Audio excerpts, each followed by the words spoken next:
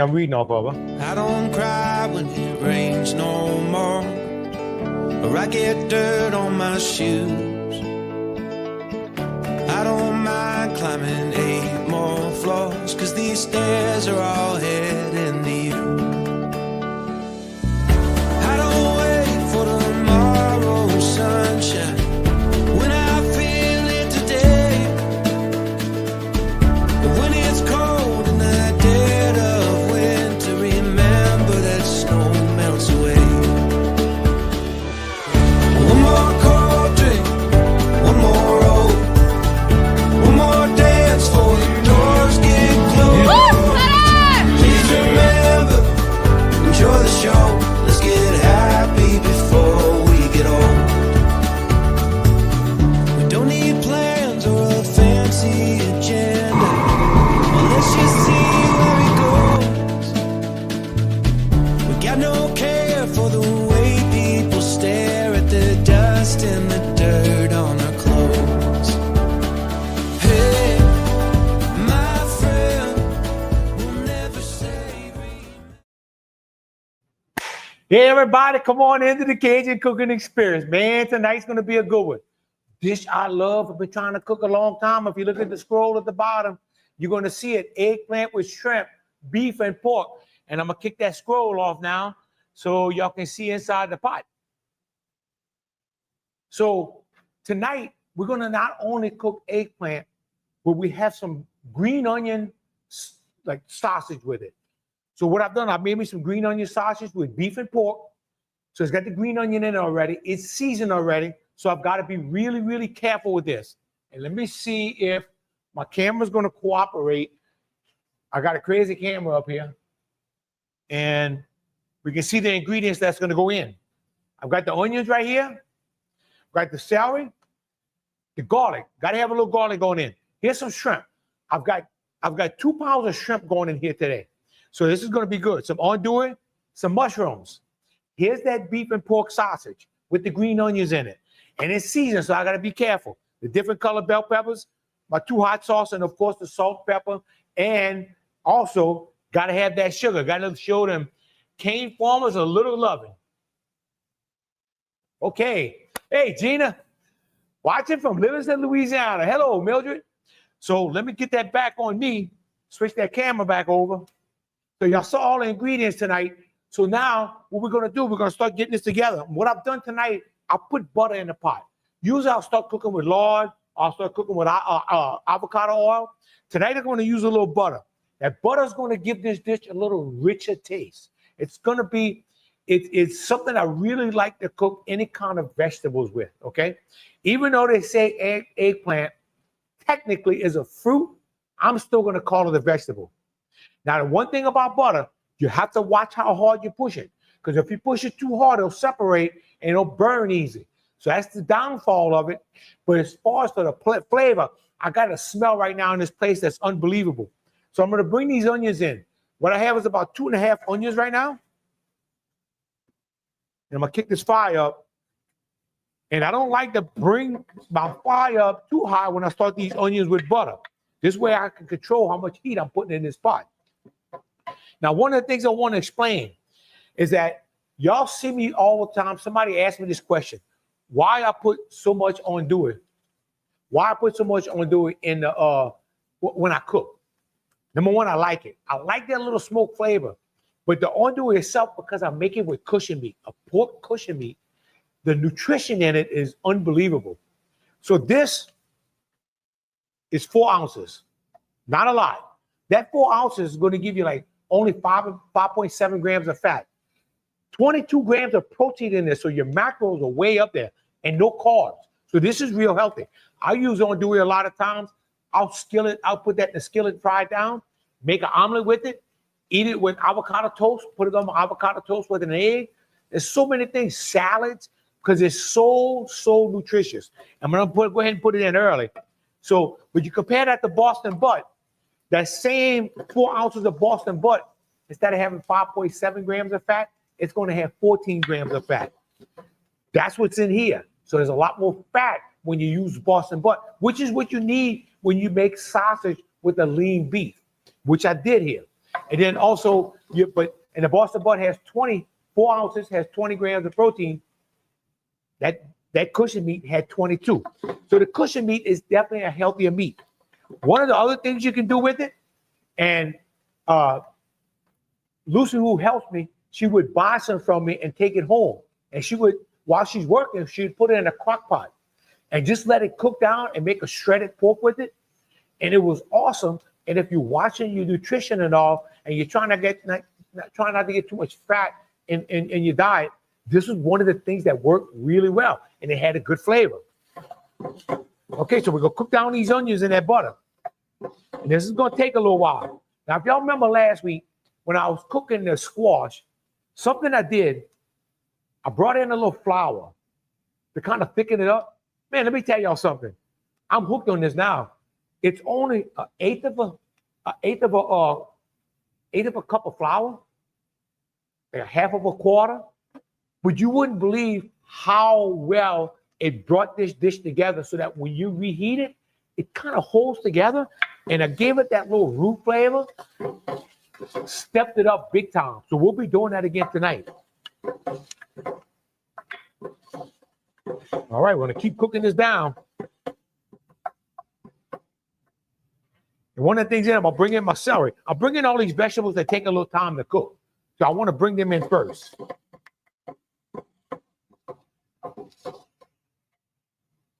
So the French name for eggplant was aubergine. And it's the French name, which means deep purple. All of you were around in the 70s that had a band called Deep Purple. You either had to be lit up or high to listen to that band because it was deep.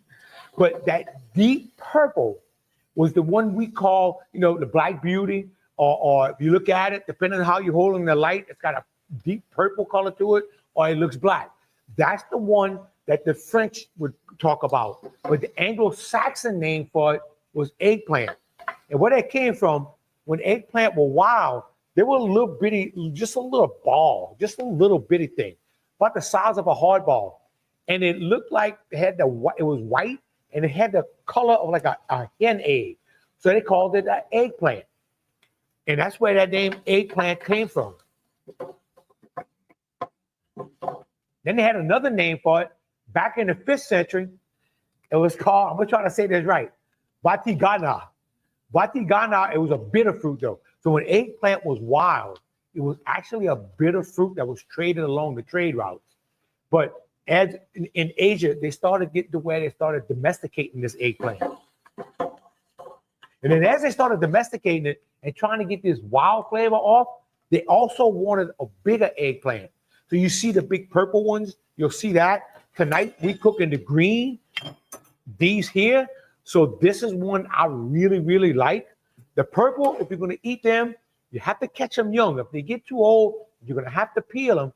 And the one thing about the purple, they're gonna have a lot of seeds. And one of the things I do when I'm preparing my eggplant is that this part right here, this leafy part, this is poisonous. This will get you sick. It ain't gonna kill you, but it'll make you sick. So you definitely don't want this in it. I'll cut this off. I'll cut the end off. I'll always split them down the middle. You'll see where I have these little half moons. And the reason is I want to see what's inside. I want to make sure my seeds are not too big. And I want to make sure there's not anything growing in there that shouldn't be growing in there. Okay? Now with this butter, this is really, really going to be good.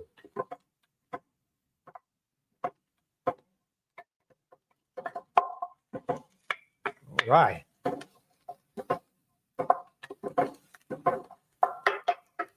Now, one of the things is when I bring this ground meat in, we're gonna have to let it cook really, really well because we're dealing with beef and pork. And we want to make sure these things cook well. And the longer you cook it, the more flavor is gonna come out of it. So we're gonna bring that in not long after we bring that flour in on it.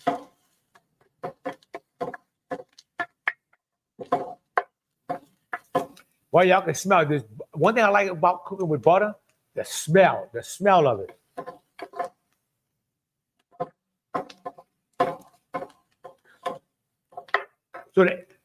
So there's a lot of different varieties of eggplant. This is just one. You got the Black Beauty. They have a white one.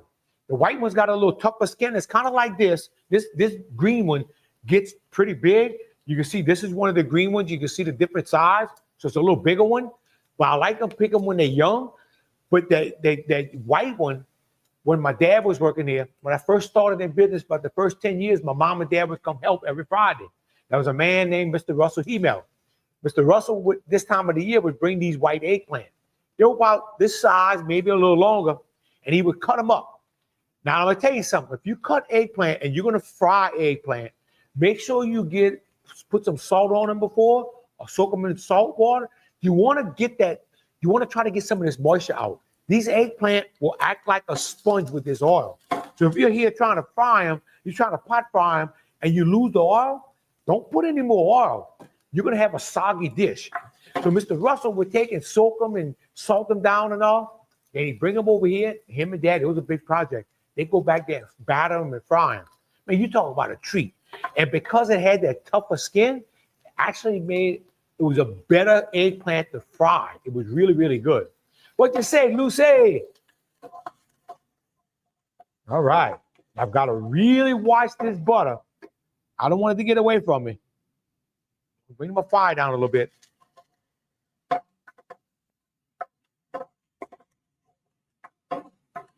So this eggplant, it's believed that it originated around South or East Asia.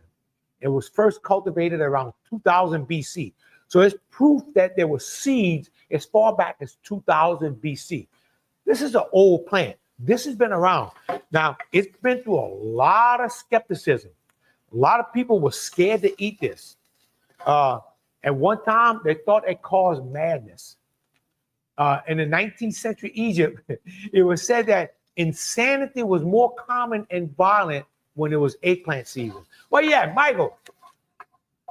Never late, brother. All right.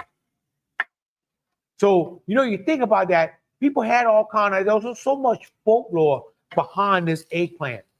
And people actually were scared to eat it. They were a little afraid of it.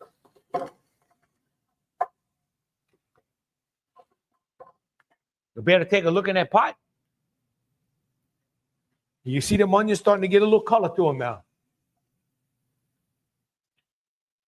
All right. Let me get back to me. So during the Middle Ages, because they figured it was part of the nightshades, okay? They thought that it gave you digestive issues, bloating, and indigestion because it was a nightshade plant. And they were scared to eat it. So it's going through a lot. I hope you're adding beer to this. Hell yeah, brother.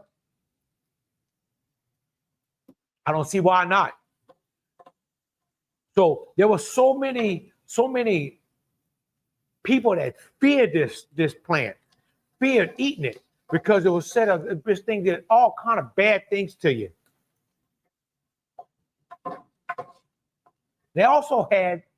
Eggplant also had medicinal uses. They said it was a remedy for certain ailments, skin issues. And they said it was good laxative. But it was also seen as a symbol of the lower social class. So at one time, kind of like potatoes were at one time, if people in the lower, they said, oh no, that's lower class food. I'm gonna tell you something else that people associated with lower class and said was lower class food. That was our crawfish. Up until the time until Cajun became cool, crawfish were considered for lower class people. So I'm gonna bring in this flour now, so I can kind of thicken this up a little bit. Because one thing I'm bringing these onions, I'm cooking these onions because I had so much fire under this pot. I have to be careful. I have to be real careful. So I won't be able to darken these onions like I usually do, okay?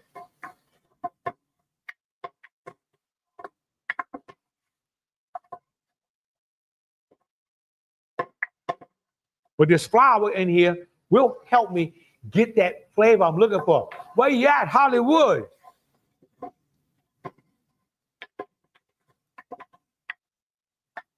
Okay.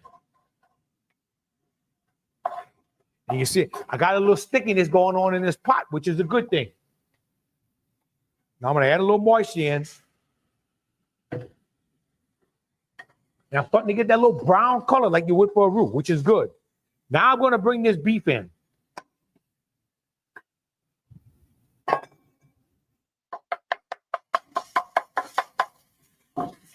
This is about 1.5 pounds of beef.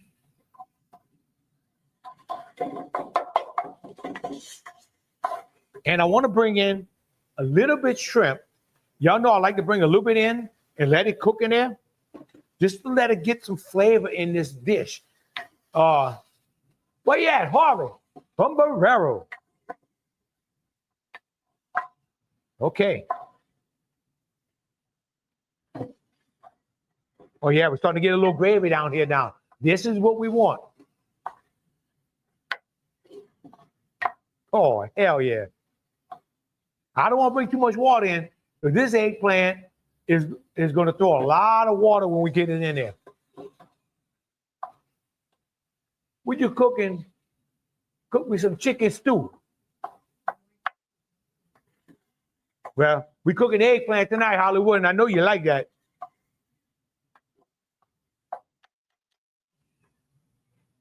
Now I'm going to bring my mushrooms in because I want all these things to cook really well. Give them a head start before we bring our eggplant in. Now, one of the other things that eggplant was associated with, and it kind of had a bad name in the religious circles.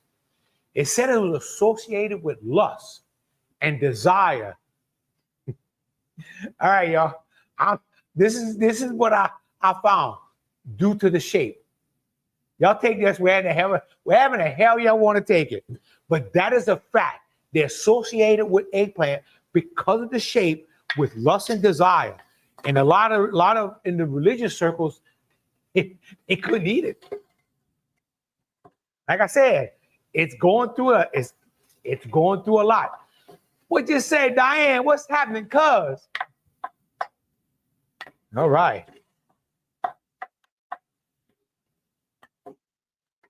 And I'm going to bring my garlic in now.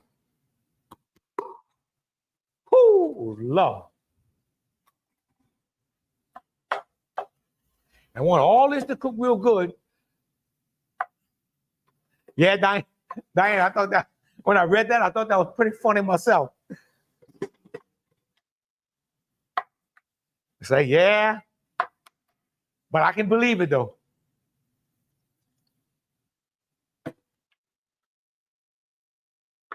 Okay, we'll kick the fire up a little bit. Start getting this meat cooking now.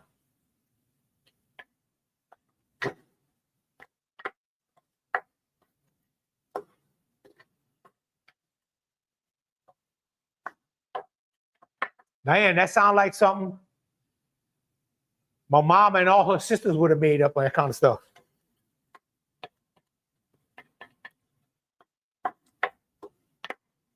And Diane's mama and my mama were sisters. That's why I'm saying that. And they were crazy. All right, in a good way. What's up, Brian? What's happening, my brother? So by the 7th century, eggplant was already spreading out to China. And it was going through the Mediterranean area in about the 9th century, passing through the Arabs. So this thing was spreading. It was spreading across the continent. And eventually, it made it to the United States. Oh, man. This is really starting to look good. And it's starting to smell good. Brian, it's not only hot in Omaha, brother. I don't know, when you wake up in the morning, is it like 82 degrees? Like that's what it is over here right now.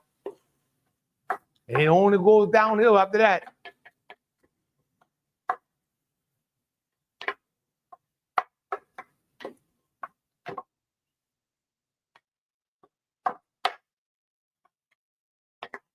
Okay, let's take a look at that pot.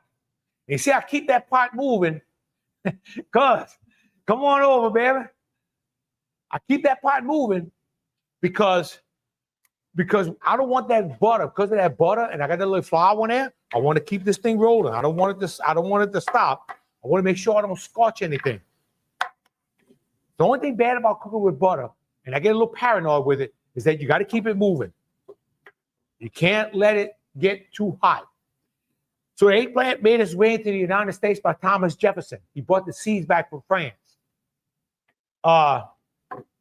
And when he brought it back, they were egg-shaped, a little smaller variety.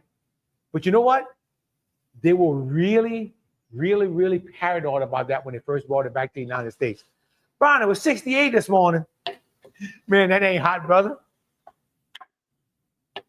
We was 82 with 91% humidity. Come and get some of y'all morning. All right. Now I'm about ready to start bringing some of this eggplant in. Now, one thing I like about this green eggplant is that the seeds are real small. Even on the bigger ones, I don't have to worry about picking all those seeds out. When you get to the purple ones, you could get into trouble. As they get bigger, you have to kind of remove those seeds. Now, another thing is with these green, the skin cooks real well. With the purple, if they're young, you can cook the skin. But with these, you can cook the skin, even the ones that are a little bigger. The ones that were kind of too big, I just scraped them off a little bit, kind of made stripes with them. So Justin Wilson had a recipe for eggplant jambalaya. What's up, Joe? Man, that's one I want to try. But I can't see why not. I think that would be awesome. If I had to cook a jambalaya with it, Joe, I would actually make a jambalaya, an eggplant jambalaya, and I'd have shrimp in it. And also, if you just want to, like, when you finish this dish, there's so many things you can do. If you want to come back and stuff in the bell peppers, makes a great stuffed bell pepper dish. Awesome. Want to make a casserole with it, you could do that. If you wanted to take these eggplant and cut them in half, some of the bigger ones, you have to boil them first a little bit, scrape it out, cook them down, and then come here and restuff these peelings and bake them, put some cheese on them. Oh, hell yeah. Come get some of this winter. Oh, no, Brian, you all right? I'm about to go watch that, Joe. All right, we're bringing this eggplant in. And man, I got a lot of eggplant. And this wasn't all of them. And these eggplant came courtesy of my buddy, Bruce Becknell from St. James, Louisiana. He supplied me with some eggplant. And man, my brother took care of me.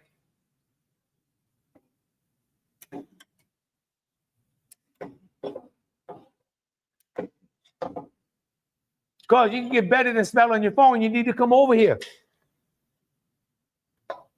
And bring all your sisters.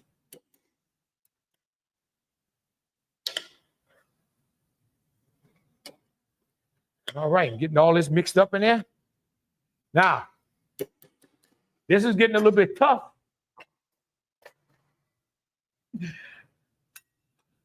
Stuffed eggplant and stuffed bell peppers. Oh, yeah. I'm bringing in the paddle. I knew I was going to need it tonight because this is a lot of eggplant. I'm going to kick that fire up. So this eggplant's going to start cooking down now. And it's going to start throwing a lot of water. Now, I did soak them in salt water, so I may not get as much water as I normally would get. We're going to see.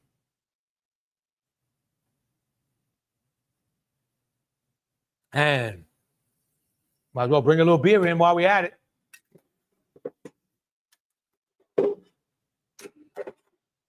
Now, another thing that when I make dishes like this, eggplant, I did the squash last week, or the etouffees, stuff like that. One of the things I love to do, I'll actually some days take it and put it over a baked potato.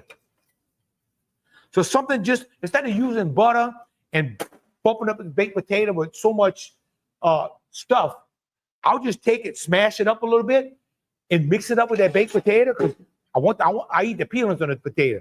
It makes a really good topping for a baked potato. I know it sounds crazy, and I do eat a lot of crazy stuff.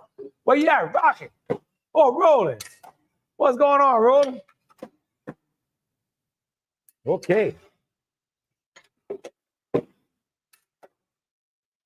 Oh, yeah, it's starting to throw the water now. And they got a nice brown gravy at the bottom, which is going to be good. The longer we cook this with this beef and pork in there, the better it's going to get.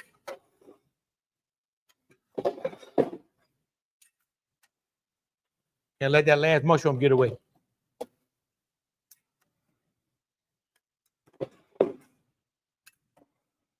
So, over the years, because of selective breeding, we have a lot more varieties today than they had them thousands of years ago.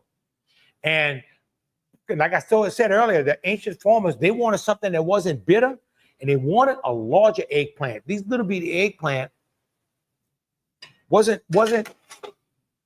quite right.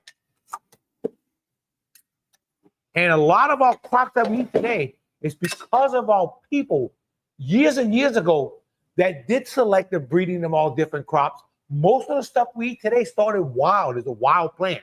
Even the chicken started as a wild bird because of this of selective breeding. And just shows you how smart these people were thousands of years ago. They actually bring us what we have today. And we're still doing selective breeding today to bring us different varieties. I think when I was young, little boy, I think all we had was the purple eggplant. I didn't see any other kind. There may have been other kinds, but I didn't see it.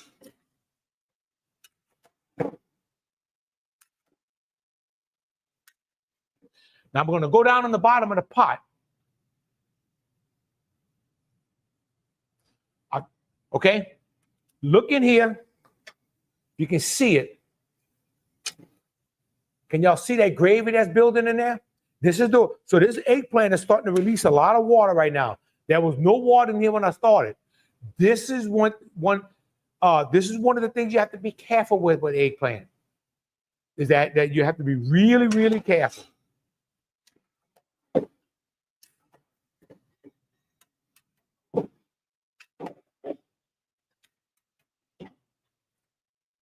Okay, we're going to bring it back now.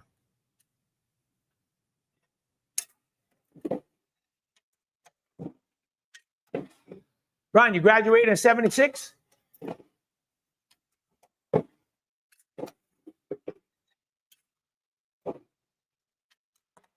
Oh, Lord. We got nice gravy being built in here. If I didn't put that little roux in there, if I didn't cook those seasons down long enough, it would just be a clear water in there. But I brought a lot more flavor in here. And one thing about eggplant, I thought so. 50 years, brother. One thing about eggplant, very, very nutritious, especially with the peelings on. A lot of people like to peel all these. Technically, it's a fruit, but we're going to call it a vegetable. A lot of people like to take the peelings off their vegetables. But if you cook it down and season it right, the nutrition, a lot of nutrition, things like potatoes, things like eggplant, squash, a lot of nutrition you're throwing away. This thing is loaded with fiber, vitamins, minerals, and it's very low in calories. A lot of vitamin C, K, and B6. A lot of potassium. Potassium is good for your blood pressure. So this thing is going to help your blood pressure. Manganese and folate. You always hear about getting more folate in your diet. This is one of the ways. And anybody says they don't like it, it's because they haven't had somebody to cook it for them that knows how to step it up a notch. Rory, you like that battle, my brother? I'm done. All right. Man, that was special made by my buddy Elmo back there. And I use this when on my small jambalaya pots. this is what I'll use. And when you start getting to this kind of these big pots, this gets tough.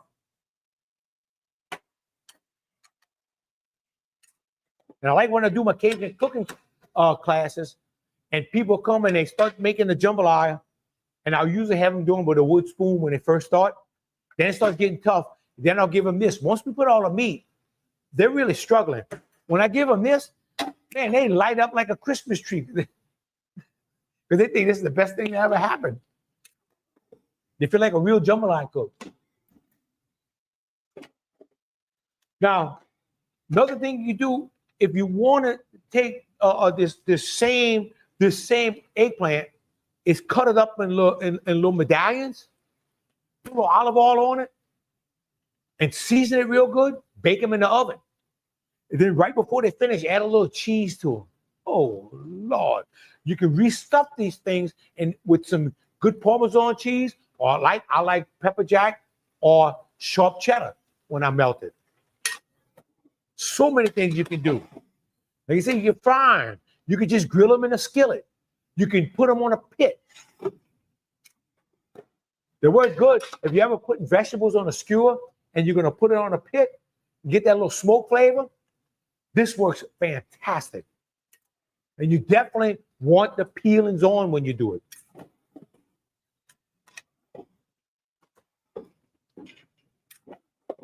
Keeping those peelings on, especially when you bake it or you fry it or you do it in the pit, it's going to help keep it together so it doesn't fall apart on you.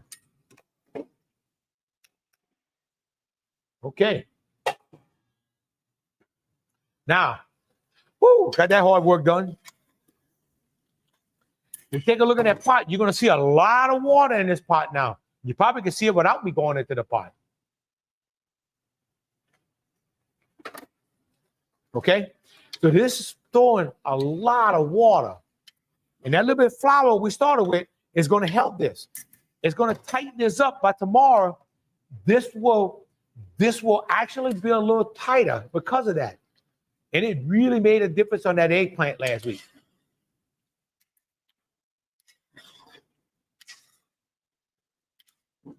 I mean, on that squash last week.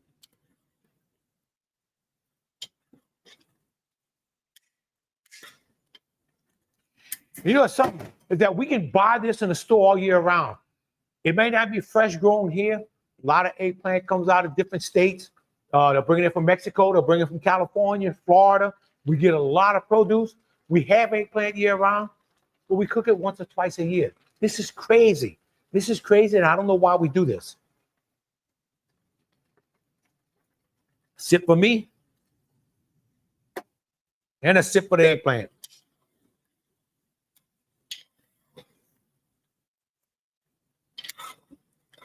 Oh. Now, if you have a favorite way you like to cook eggplant, throw it on the screen.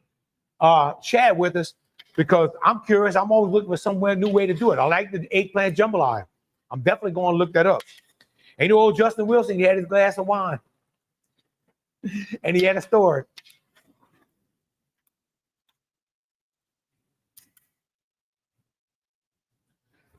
Now, this thing is cooking really quick.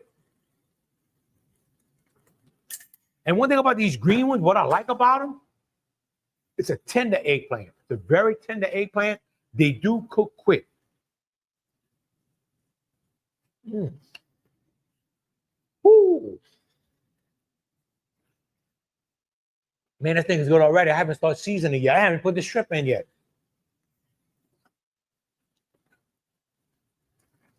Now I put, you can taste a little bit of smoke. I don't want to overpower with the smoke. I take my undoing and I cut it in actually cut it in quarters.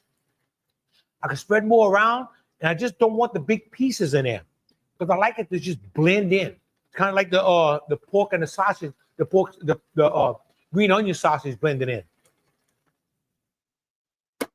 Oh.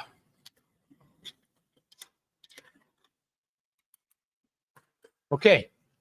Now, I'm going to start seasoning this up. A little crystal. And you know, I don't like to show favoritism, so I'll bring a little Louisiana in too. Now, this is a tender vegetable, so it's going to take pepper pretty good. And this sausage is already pretty seasoned, so I have to be careful with the pepper. Got to show the cane farmers a little love and give a little sugar in there. Now, one of these things, this dish actually goes real well. If you put a little sugar in it, it does go well in there. And a little bit of black pepper. And I'm going to put a little touch of salt. I'm not going to put much. Not yet.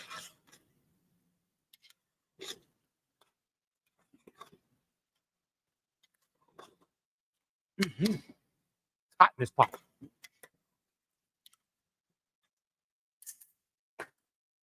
I'm going to bring it down in that pot now.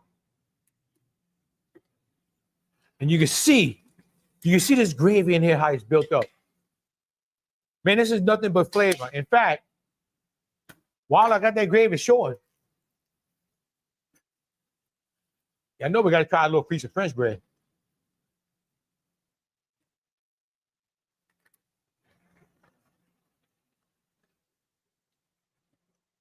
Come on, picture, come on back.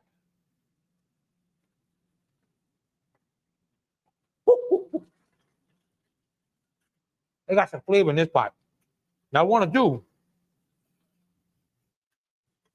I'm going to take some of this juice, and I want to taste it for seasoning. If you look at it, it's getting a little thickness to it, which is good. And the more I cook it, it's going to start reducing now. And it's going to make a little thicker gravy, which will help us for tomorrow. And this will be a much better dish tomorrow. Now, how you serve this? You want to serve it over rice? You want to serve it over quinoa? Some people like quinoa. You want to eat it just like this? You want to put it over a baked potato? You want to put it on pasta, like some angel hair pasta? Anything you want to put this eggplant on, it'll work well with. Most people are going to use rice. There's nothing wrong with that. Like I said, you can stuff it into a bell pepper. Now, if you're going to stuff it into a bell pepper, you probably got to bring something in to tighten up some of this water. You have to let it cook a little longer.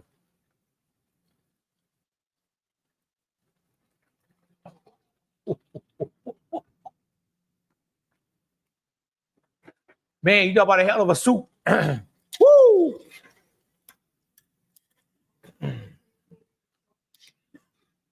Roland, how much did I start with?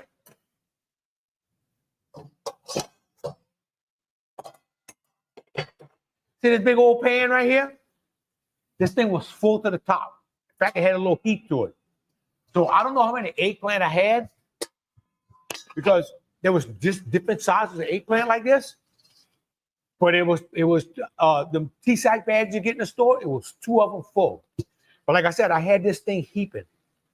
So I'm going to guess over 5 pounds of eggplant in this pot. But look at it. Look how much it's going to reduce. I still have some that I didn't put in here because I couldn't fit it in the pan anymore.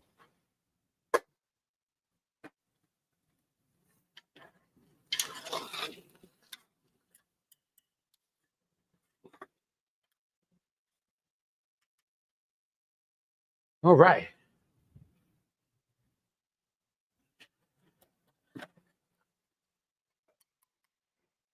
I'm going to go ahead and bring my shrimp in now.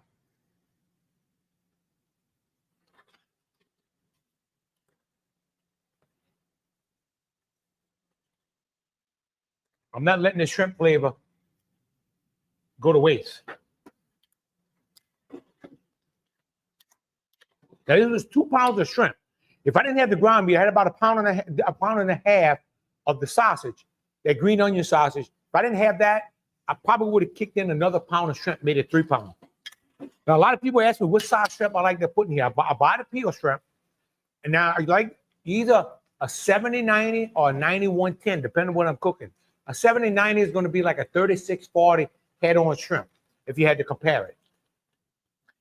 Some people like to put bigger shrimp. I just see no reason to put a lot of bigger shrimp in here. I like to use my bigger shrimp like barbecue shrimp or some other dishes that go better with the big shrimp. But again, that's a personal preference.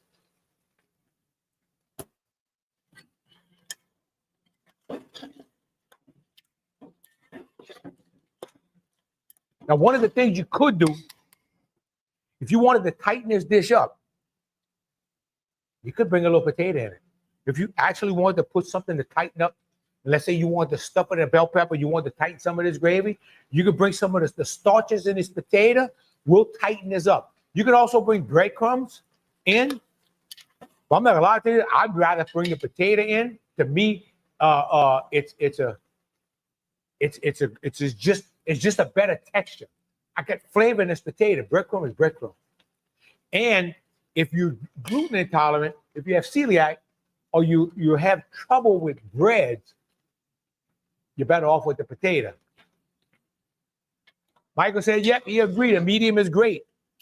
I think like if you're gonna buy head-on shrimp, a 31.35 or 36.40 is a very, very good or strong count. 40, you got 40, 50 shrimp. It's got to be a very strong count.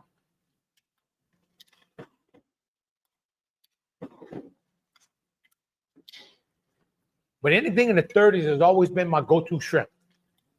If I'm gonna get something in the 20s, like a 21.25 or 16.20, I'm balling these babies. That's my ball shrimp. This thing is starting to tighten up now because I brought the shrimp in. Shrimp did throw a little bit of water, but I'm starting to tighten up my gravy, which is good. It's gonna actually, it's starting to reduce.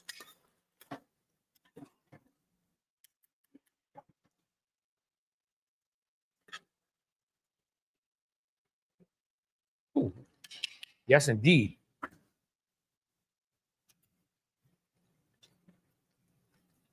Hey, Patricia, cuz you got to come get some. Look, I just told Diane, all y'all sisters need to come right out here one Wednesday. Just let me know y'all coming. Make sure I cook a little extra. Take care of all my cousins.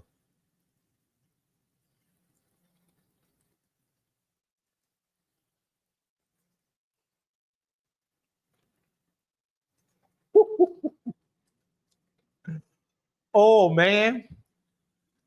I need to grab a little bit of ground meat now. Y'all, this is some good stuff. Man, I could put this on toast with a fried egg tomorrow morning. Oh. That little bit of roux in there, just that little bit flour with that butter, and you can taste the sweetness of that butter in this thing. It's unbelievable what difference that made. Okay. I'm gonna bring in a little bit more hot sauce. I'm not putting any more pepper in it, but I'm gonna bring a little bit of hot sauce. I'm gonna add a little touch of salt. So I probably had less than a teaspoon of salt I added to this, but I'm starting to taste it right now.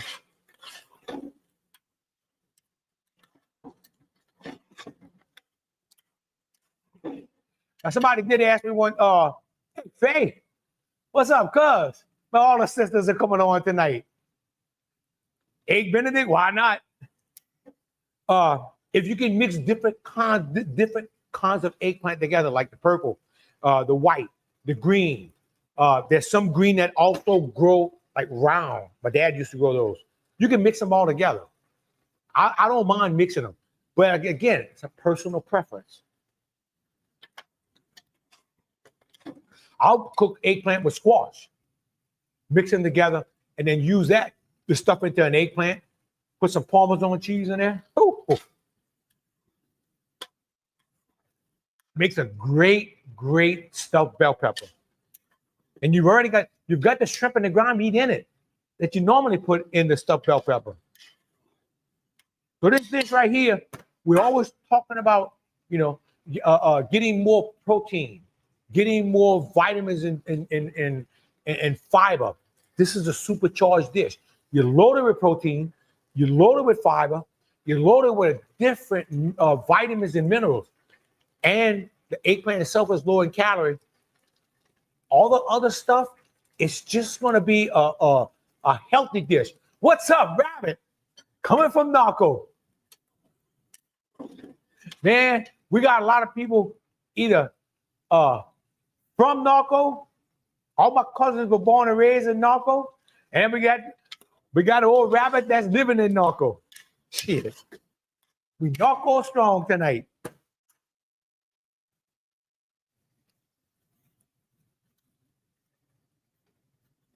Oh, hell yeah.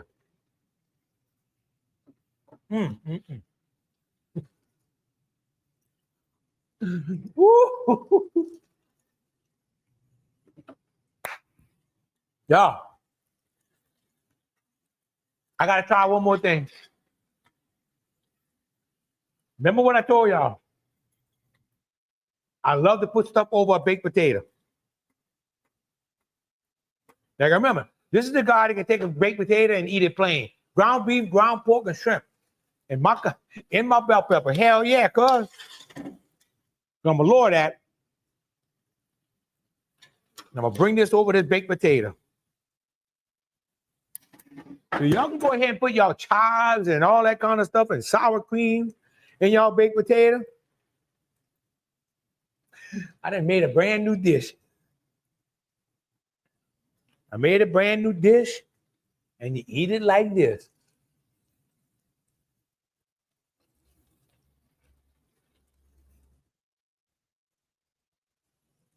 Oh, hell yeah.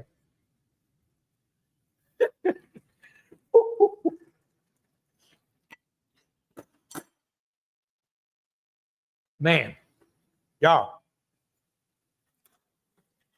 I eat this thing over a baked potato any day. And you know, best part of it, you said, cuz, you said extra butter. You could be throwing some butter on here with this. Remember, I cooked it in butter already. So you've already got that butter flavor in here. You've already got that butter flavor. So if you want to take, and a lot of times what I'll do, I'll take that potato and smash it, put that butter in there, and smash that butter all up in there, throw this eggplant over the top. Oh, hell yeah.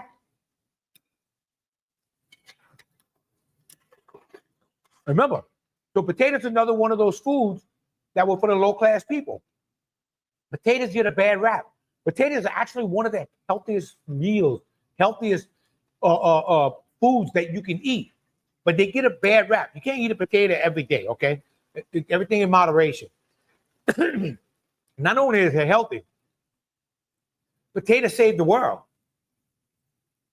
When men went off to fight in wars, you always heard, oh yeah, they had to go and peel potatoes. That's when they were punished.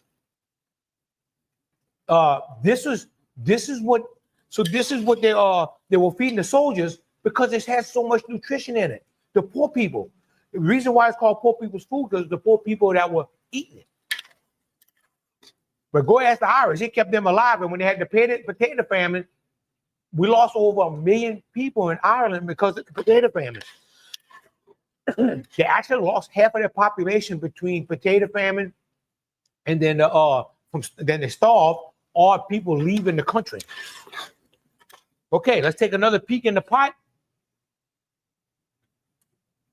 And you can see this thing is really, really tightened up. I don't have a lot of water left in here. So this is perfect. And you see it right here. That little gravy in there?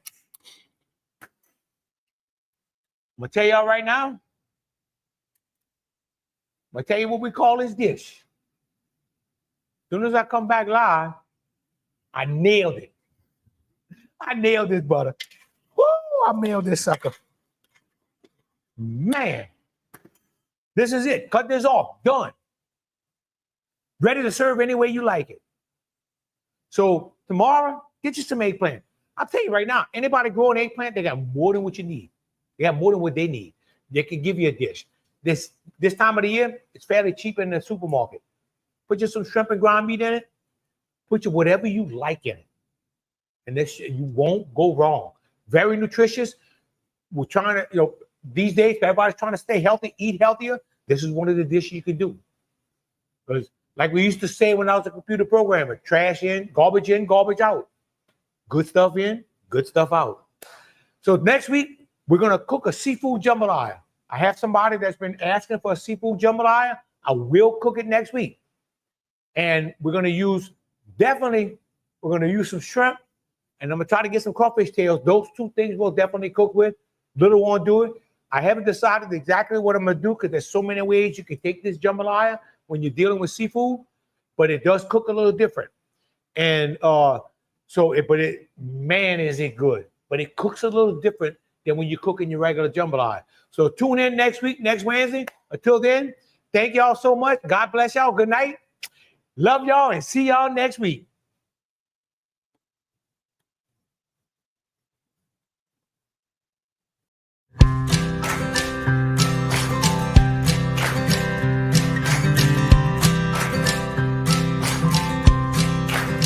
Don't give me